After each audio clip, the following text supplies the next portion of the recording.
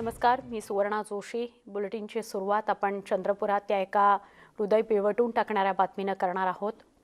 चंद्रपूरमध्ये अन्नाअभावी मायलिकीचा मृत्यू झाल्याचं समोर येत आहे।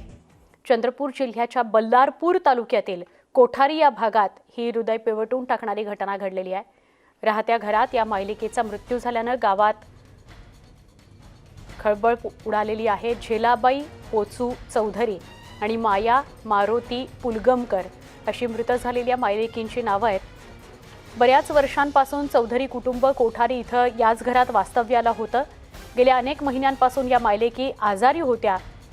त्यांच्याच्यानं कुठलीही कामं होत नव्हती आणि पोटात अन्नही नव्हतं, त्यामुळे त्यांचा अखेर दुर्दैवी अंत झालेला आहे। महाराष्ट्राला काळीमा फासणारी ही घटना आहे। महाराष्ट्राच्या एका जिल्ह्यातल्या एका गावामध्ये खायला अन्न नाही म्हणून या दोघींचा जीव गेलाय।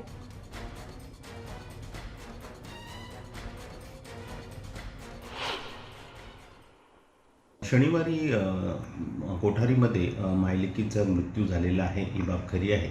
यासंबंधी पोलीस स्टेशनला अकस्मात मृत्यू नोंद करण्यात आलेला आहे। यांचे PM करण्यात आलेला आहे। PM रिपोर्ट अद्याप प्राप्त नाही। PM रिपोर्ट प्राप्त झाल्यानंतर यांच्या मृत्यूसंबंधीचं निश्चित कारण सांगता येईल। पुढील तपास पोलीस स्टेशन कोठारी करते। पोलीस प्रशासन येऊन त्या मृतदेहाचा पंचनामा केला आणि प्रेत उच्चस्तरीय तपासणीसाठी बल्लारशाह ग्रामीण रुग्णालयात पाठवण्यात आले। त्यानंतर PM केल्यानंतर स्वतः मी आणि गणेश कुडमेते या दोघांनी PM करून आणल्यानंतर गावातील काही सामाजिक कार्यकर्त्यांनी त्यावर सर्वांनी मिळून आम्ही अंत्यसंस्कार केला। ही एक दुःखद घटना आमच्या गावात घडलेली आहे। यापुढे अशा घटना घडू नयेत यासाठी आम्ही पूर्ण प्रशासन या ठिकाणी सगळीकडे सज्ज आहोत। आमचे प्रतिनिधी हैदर शेख आपल्या संपर्कात आहेत, त्यांच्याशी अधिक बोलूया। हैदर, PM रिपोर्ट आलेला आहे का? अजून आला नसेल तर कशावर काय गोष्टींनी अंदाज व्यक्त केला जातोय की या दोघांचा भुगबळी आहे? काय अधिक माहिती मिळते गावकऱ्यांकडून? आतापर्यंत सध्या PM रिपोर्ट हा आलेला नाही आहे, परंतु जी प्राथमिक माहिती अशी मिळालेली आहे की अनेक दिवसापासून हे जे कुटुंब आहे, चौधरी कुटुंब, हे घराच्या बाहेर पडलं नाही आणि ते घरीच होतं आणि भिक्षा मागून ते आपला उदरनिर्वाह करत होते। पण दोघीही आजारी असल्यामुळे ते घरच्या बाहेर पडू शकले नाही आणि घरच्या घरी असल्यामुळे त्यांना अन्न मिळू शकलं नाही आणि प्राथमिकता अन्नामुळेच त्यांचा मृत्यू झालेला आहे, अन्नाच्या अभावी असा अंदाज सध्या व्यक्त केला जात आहे। पण हैदर, ही तर गंभीर बाब आहे। महाराष्ट्रातल्या एका जिल्ह्यात एका गावामध्ये दोन मायलेकी अन्न पाण्याविना त्यांचा जीव घालवतात, म्हणजे त्यांचा जीव जातो, ही अत्यंत खेदकारक बाब आहे। अत्यंत दुर्दैवी घटना आहे। लॉकडाऊनच्या काळात अनेक जणांचे हातातले कामं गेलेत, अनेक जण बेरोजगार झालेत। त्यातही अशा प्रकारे आता जेव्हा मोफत धान्य मिळत असेल आणि मोफत अन्न जर मिळत होतं या काळातही अशा वेळेस फक्त अन्नाअभावी मृत्यू होत असेल ती ही अत्यंत खेदाची बाब आहे की त्यांना 2 वेळेचं अन्न सुद्धा मिळू शकले नाही। ही अत्यंत लाजिरवाणी गोष्ट आहे की जेव्हा मोफत धान्य मिळत आहे असं सांगण्यात येतं, त्याच्यामुळे किंवा इतर ठिकाणी मोफत जेवण दिलं जातं किंवा डबे पोटवले जातात मोफत, अशा सगळ्या व्यवस्था असताना देखील अन्नाअभावी 2 मृत्यू होत आहेत। ह्या अत्यंत दुःखाची गोष्ट आहे। खरं आहे हैदर, तुम्ही असेच सोबत राहा। सामाजिक कार्यकर्ते पप्पू देशमुख आपल्याबरोबर जोडले गेलेले आहेत। पप्पू देशमुख, तुम्ही या सगळ्याबाबत काय भाष्य कराल?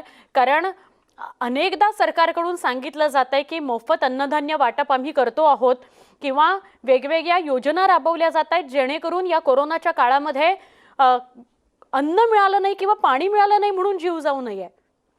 ही घटना मात्र धक्कादायक आहे। मुळात असं आहे की या देशामध्ये स्वातंत्र्याच्या 70 वर्षानंतर आणि जेव्हा आपण अलीकडच्या 7 वर्षामध्ये हा देश विश्वगुरू आणि महासत्ता झाल्याचं आपण बोलत आहोत, अशा परिस्थितीमध्ये अन्ना अभावी जर 2 लोकांचा बळी जात असेल, 2 व्यक्तींचा बळी जात असेल, एक आई आणि तिची 45 वर्षाची मुलगी यांचा जर अन्नाच्या अभावी मृत्यू होत असेल तर ती अतिशय वेदना देणारी, मनाला वेदना देणारी बाब आहे.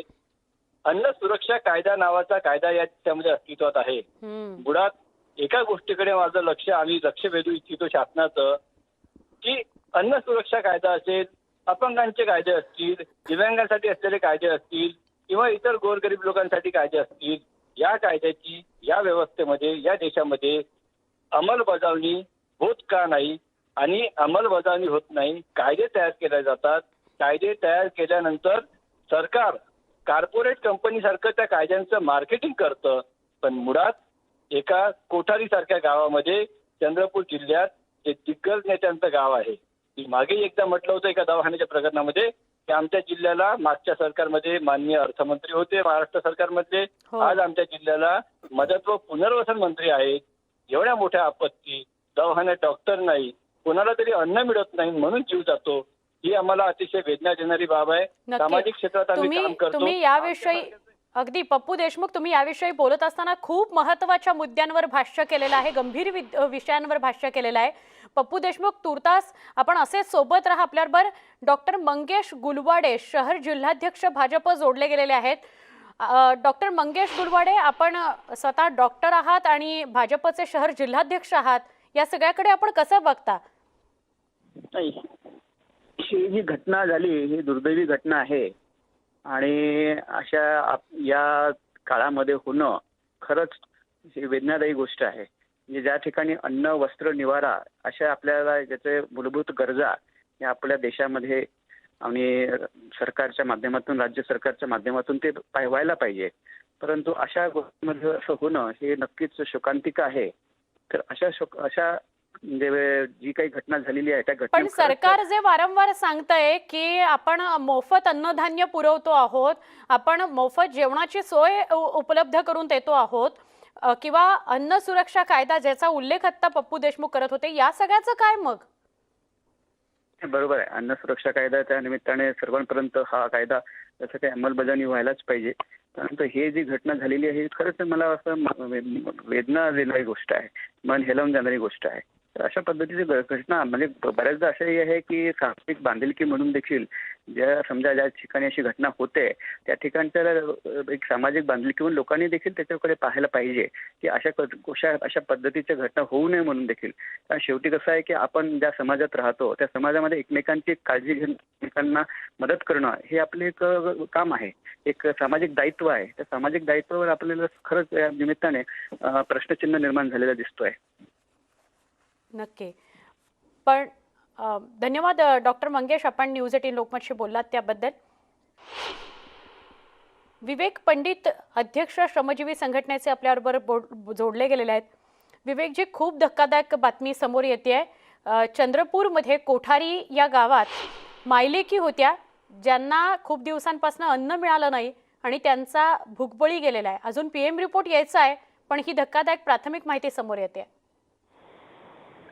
बातमी आपण जी देताय त्या बातमीचा आपण आधार घेतला तरी PM रिपोर्ट्स काय येतील काय नाही, त्या PM रिपोर्ट्सच्या वर वाद होतील, प्रतिवाद होतील, दावे होतील, दावे खोडून काढले जातील, हे सर्व होत राहील. मला जे सर्वात महत्वाचा मूलभूत प्रश्न वाटतो तो असा की स्वातंत्र्याचं हे 75वं वर्ष आहे, अमृत महोत्सवी वर्ष आहे आणि त्या काळामध्ये भूकबळी गेला असेल नसेल असं धरू आपण, 4 दिवस जरी खायला नसेल एखाद्याला किंवा एखादी व्यक्ती आजारी आहे आणि त्याला उपचार मिळाला नाही तरी सुद्धा भारतीय राज्यघटनेनं जो जगण्याचा मूलभूत अधिकार दिलेला आहे तो मूलभूत अधिकाराचं हनन झालं याबद्दल तर कुणाचा वाद असणार नाही. मला असं वाटतं की यावर केवळ सामाजिक उत्तरदायित्वावर भागणार नाही तर कायदेशीर जबाबदारी जर फिक्स केली नाही कोणावरही तर मग ह्या अशा घटना, बालमृत्यूसारख्या घटना, आत्महत्या, शेतकऱ्यांच्या आत्महत्यांसारख्या घटना या होत राहतील आणि अमृत महोत्सवी वर्षामध्ये तो काळीमा आहे. म्हणून मला असं वाटतं की ज्या जिल्ह्याचे जिल्हा दंडाधिकारी ज्यांच्याकडे योजनांचे सर्व अधिकार आहेत, बरोबर, रोजगार हमी सारख्या योजनेचे अधिकार आहेत, ज्यांच्याकडे आरोग्य खातं आहे, त्या जिल्हा दंडाधिकाऱ्यांना या संदर्भामध्ये जबाबदार धरलं पाहिजे आणि या संदर्भामध्ये निवडून आलेले या संदर्भातले जे आमदार खासदार असतील त्यांना देखील उत्तरदायी ठरवलं पाहिजे. त्यामुळे कायदेशीर जबाबदारी जोपर्यंत या मृत्यूला जबाबदार कोण ही कायदेशीर बाब जोपर्यंत आपल्या देशामध्ये स्पष्ट होणार नाही तोपर्यंत अशा मृत्यू कायमच्या होत राहतील आणि म्हणून ही अत्यंत वेदनादायी गोष्ट आहे, क्लेशकारक आहे. या घटनेबाबत जेवढं दुःख व्यक्त करावं तेवढं कमी आहे. विवेकजी, पण फार नेमकं बोललेला आहात तुम्ही. धन्यवाद. आपण न्यूज 18 लोकमतशी बोललात. विवेक पंडित, श्रमजीवी संघटनेचे अध्यक्ष आपल्याबरोबर होते. जोपर्यंत या घटनेला जबाबदार कोण हे कायद्यानं निश्चित केलं जाणार नाही तोपर्यंत असे प्रकार वारंवार घडत राहतील. आपण नुसत्या अशा घटनेविषयी खेद व्यक्त करण्यात अर्थ नाही, अशी प्रतिक्रिया विवेक पंडितांनी व्यक्त केली. सामाजिक कार्यकर्ते पप्पू देशमुख आपल्यासोबत होते. पप्पू देशमुख, विवेकजींनी जो मुद्दा उपस्थित केला आहे फार महत्त्वाचा मुद्दा आहे की कुणाची तरी जबाबदारी, कायदेशीर जबाबदारी निश्चित केली पाहिजे. त्याच्याशिवाय या घटना थांबणार नाहीत. निश्चितपणे जेव्हा आपण एखादं धोरण आखतो तेव्हा त्याची अंमलबजावणी ही केली पाहिजे असं तत्वता मान्यता असते.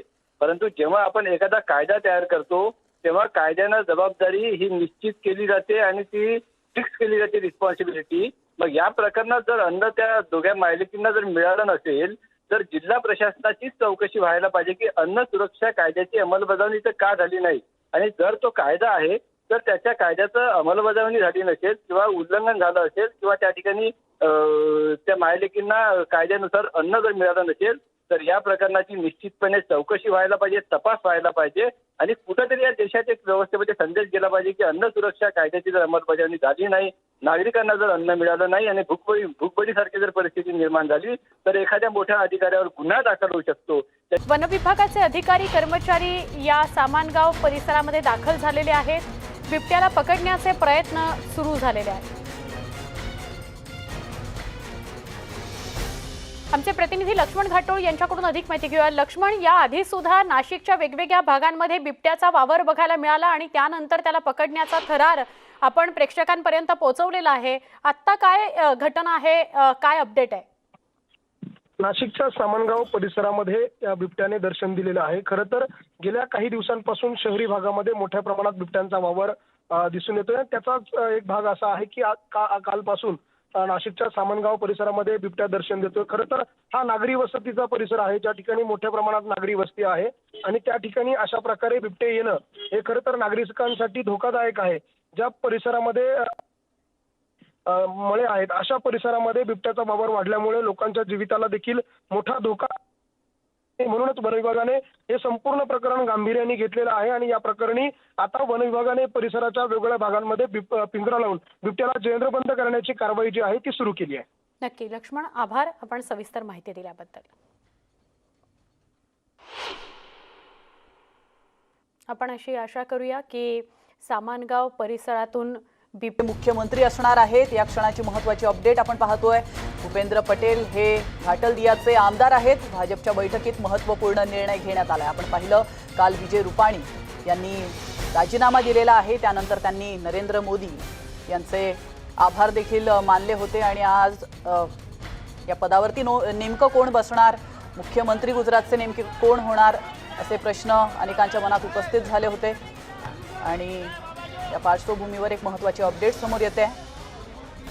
भूपेंद्र पटेल हे गुजरातचे नवे मुख्यमंत्री होणार असल्याची माहिती समोर येते आणि याविषयी अधिक माहिती देण्यासाठी आपले प्रतिनिधी प्रशांत लीला रामदास आपल्यासोबत जोडले गेलेले आहेत. प्रशांतजी, काय अधिक माहिती आहे?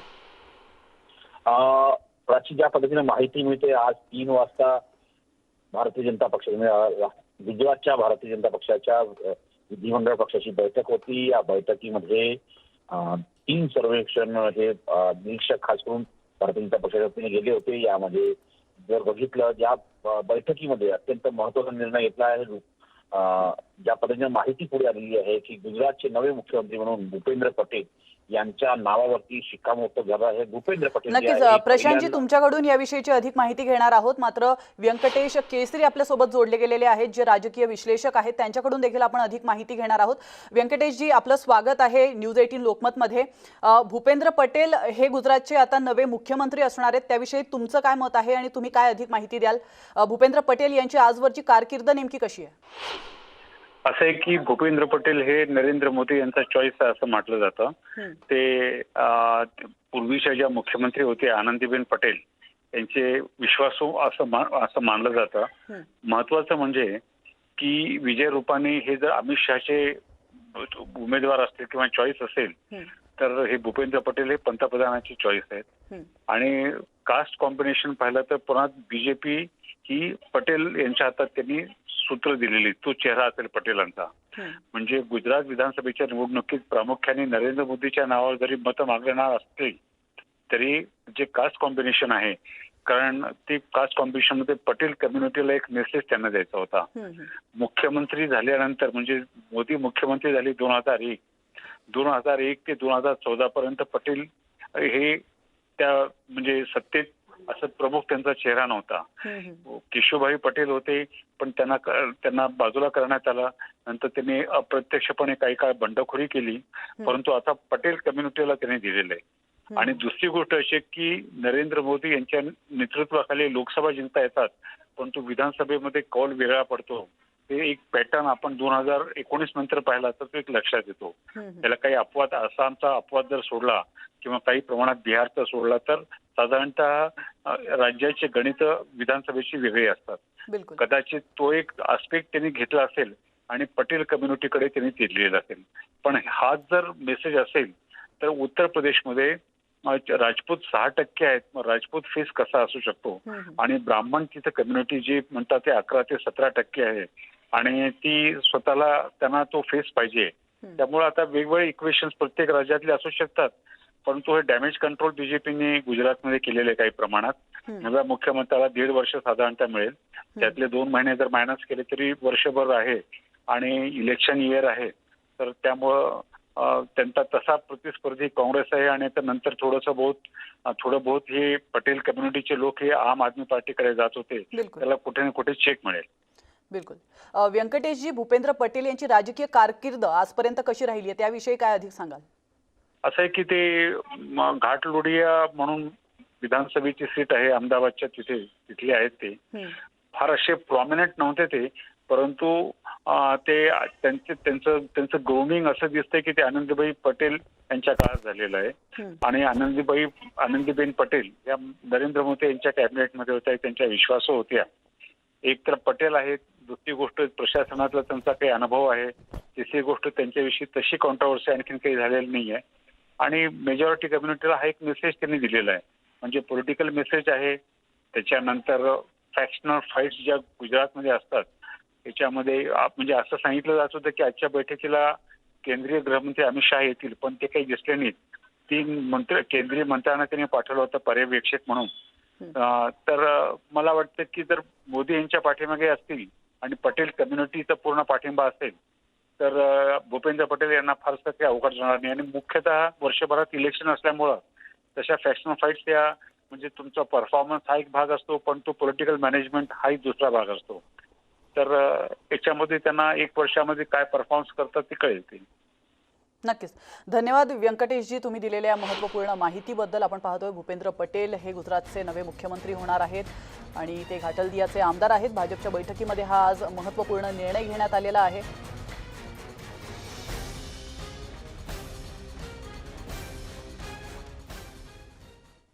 आणि आता घेऊयात बातम्यांचा वेगवान आढावा.